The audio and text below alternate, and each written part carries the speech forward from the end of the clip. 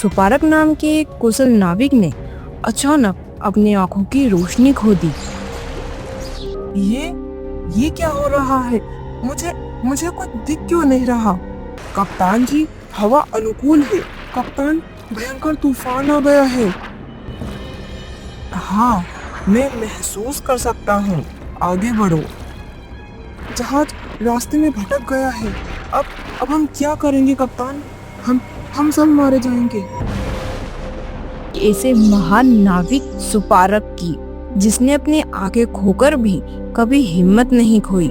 सुपारक मुस्कुराते हुए समुद्र को देख रहा है। धीरे धीरे अंधेरा छा जाता है।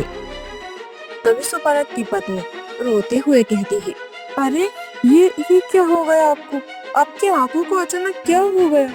हे भगवान, अब हमारा क्या होगा? मजबूरी में सुपारक को एक राजा के यहाँ नौकरी करनी पड़ी।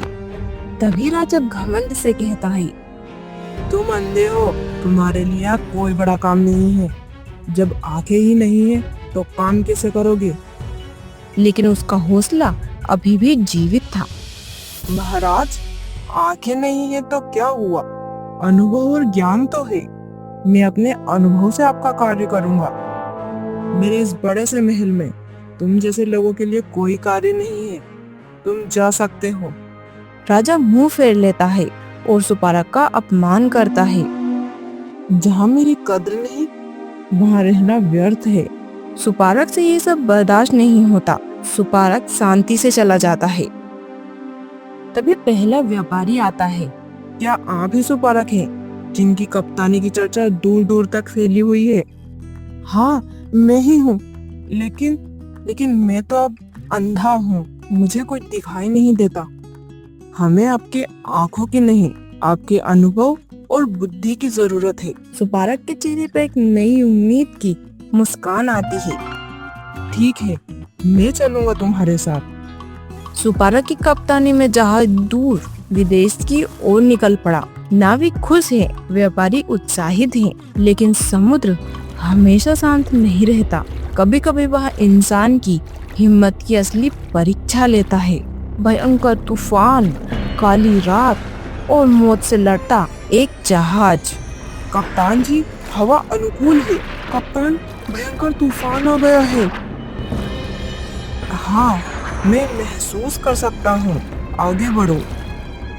जहाज रास्ते में भटक गया है। अब हम क्या करेंगे कप्तान? हम सब मारे जाएंगे। घबराओ मत, मेरी बात सुनो और वही करो जो मैं कहूँ।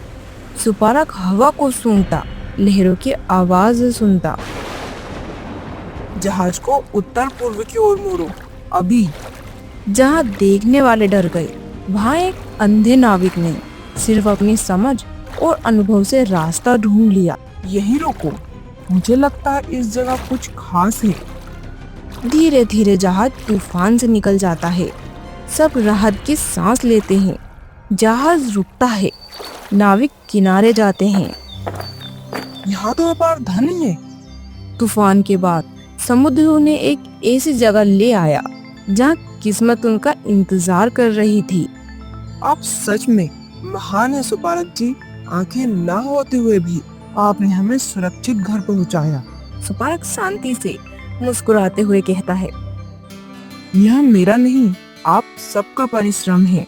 आंखें बंद हो तो भी मन की आंखें हमेशा रोशन रहती है। सुपारक जी, आपने हमारी सारी क्षति की भरपाई कर दी है।